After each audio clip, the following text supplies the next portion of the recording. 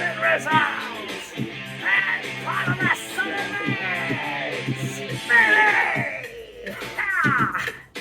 It's the weekend. Saturday is the name of the week, and it is going to be a double clothesline weekend, as a matter of fact, because we got two rants coming through on a Saturday to catch up from earlier in the week. And then tomorrow, we're going to have a couple more rants coming your way right here at Wrestling Rants on YouTube. So let's backtrack a little bit. The last rant I did was on location in St. Cloud, Minnesota, where I did the top 10 takes from the G1 Climax 33. I thought I'd be able to do a couple more rants at that same location, but got a little busy with work, and then I started feeling a little under the weather near the end of the trip. So, as it were, have a little backtracking to do. We're going to go back to Wednesday with midweek must-see matches. We also are going to be doing a retrospective today, which won't be on the usual Thursday, but we're going to take a look back in wrestling history today on August 19th and see what all went down on this day in pro wrestling. So that'll be next after this midweek must-see match breakdown, where we take a look at all the matches from last Thursday all the way to Wednesday of this week, and we kind of create a little list of the matches that you must see if you have not yet this week in wrestling. So let's not waste any more time. Midweek must-see matches. This is for the 10th of August until, I believe, it would have been the 16th of August as well. So let's, actually it would be the, looking back, I think it actually would be the 11th through the 17th. Am I doing the math right on that? I don't know.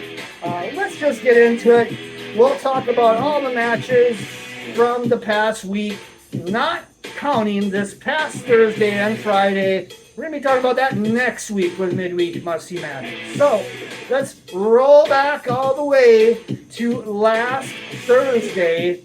I believe this is the 10th. I'm pretty confident this is the 10th of August, where we had three matches of note on this day in wrestling. Let's first talk about Impact Wrestling on Thursday night from Chicago. As you remember, I was there. There's plenty of content right here at Wrestling Rants to check out. Some highlights as well from the Kushida-Bayley match that did make the list this week. This was, quite frankly, one of the better TV matches of Impact all year. This was a really good match. Really go out of your way to see this one. Also on this same day, on Thursday the 10th, we had a couple matches from the G1 quarterfinals that I feel like you really got to check out if you haven't yet. Will Ospreay and David Finlay, and Kazuchika Okada against Zack Sabre Jr. Both very, very good matches in the quarterfinals of the G1. Let's move on to Friday the 11th, and a few matches of note here. Rey Mysterio against Austin Theory. I think this was definitely worth a look from SmackDown. Not so much on the quality of the match, but the story behind it. Santos Escobar got injured. Rey Mysterio took his spot.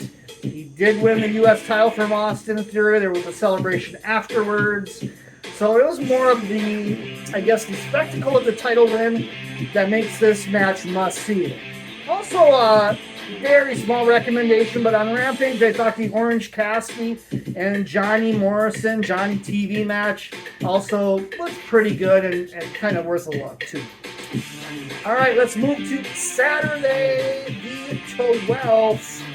And we got a litany of matches here on Saturday. As usual, my goodness, Saturday just is full of wrestling action. This past Saturday was no exception.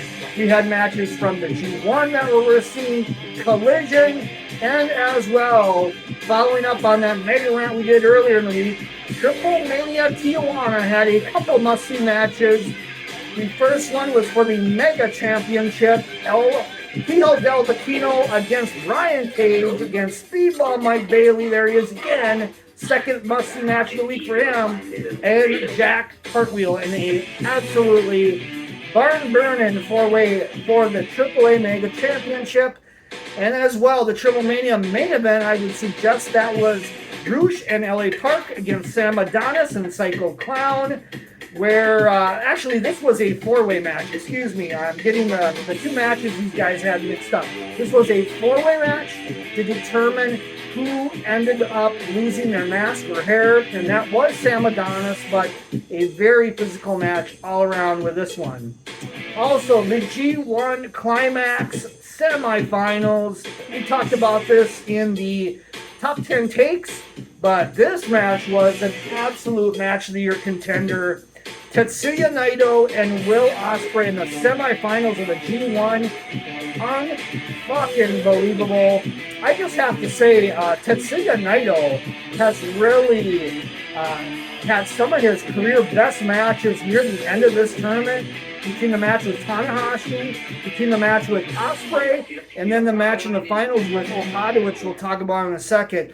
These were all-time career bests for Tetsuya Naito. And this one was something else. I think this was matching up very similar to the Ospreay-Okada matches as well. You got to go out of your way to see this one if you haven't. And then to close out Saturday's action, how about the main event from Collision? It was a little long, about 30 minutes time, but the House of Black against CM Punk and FTR was solid for sure. Sunday the 13th, not a whole lot except the finals of the G1. Tetsuya Naito, Kazuchika Okada, just talked about it. Maybe not at the level of Naito and Ospreay, but just a few pegs below. This was the finals of the G1. Naito went over in an all-time classic match that probably will make some best of the year, at least top 5 with this match as well. There's been so many good matches this year, but these two matches stood out definitely. The Naito Okada and Naito Ospreay matches. Monday the 14th, not a whole lot to talk about. Monday Night Raw didn't have really anything too wild on terms of a must-see match in-ring wise. I did think the opener with Sami Zayn and JD McDonough, if we're going to pick anything, would probably be the match of note there. And then Tuesday the 15th, we had NXT. One match note there, Wes Lee against Dijak. This was good. Maybe not as good as their previous match, but still real good. Really worth checking out. And then to close off Wednesday the 15th, we got, or Wednesday the 16th, excuse me, we got Orange Cassidy and Wheeler Yuta from Dynamite. That was the opener on that show. Honestly, I couldn't really suggest much else on Dynamite this week, unfortunately. And then in closing, probably one of the most messes of a match of the week was certainly that Texas Chainsaw Massacre the Game Death match, which was, I gotta say, it was something else on so bad. It may have been somewhat entertaining to me because I'm a horror aficionado. I kind of marked out for the Leatherface run-in, what can I say? But this match sucked. I mean, let's just be honest. Maybe putting it on the list of must-see matches for the wrong reason this week on that one, because that was, quite honestly, maybe one of the worst matches of the year in the major organizations, at least. So that kind of covers everything this week for midweek must-see matches. A pretty good list that we had. See where things wind up next week, but we had a pretty good match last night on SmackDown, that's for sure, with Edge against Sheamus that we'll certainly be talking about next week, and plenty more down the road. So come on back. Retrospective coming up next. Right here at Wrestling! Reds, baby! Stay tuned. Retrospective is Day Wrestling next.